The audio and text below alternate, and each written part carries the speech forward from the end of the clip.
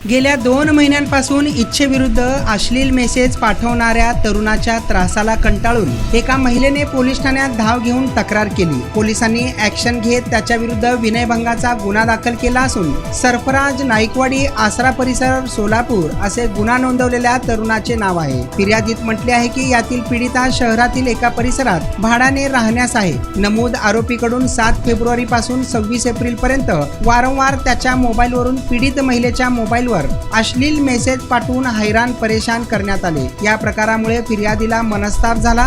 लोक लज्जेस्तव म्हणून 2 महिने मानसिक त्रास सहन केला। अखेर या प्रकाराला कंटाळून या प्रकाराचा शेवट करायचा म्हणून MIDC पोलीस ठाण्यात धाव घेऊन त्या महिलेने तक्रार दाखल केली। वरिष्ठ पोलीस निरीक्षक प्रमोद वाघमारे, सहाय्यक पोलीस निरीक्षक चंदन शिव यांच्या कानावर ही बाब सांगण्यात आली। त्यांनी नमूद आरोपीच्या विरोधात भारतीय दंडविधान कलम 354 ड अन्वये तरुणाविरुद्ध गुन्हा दाखल केला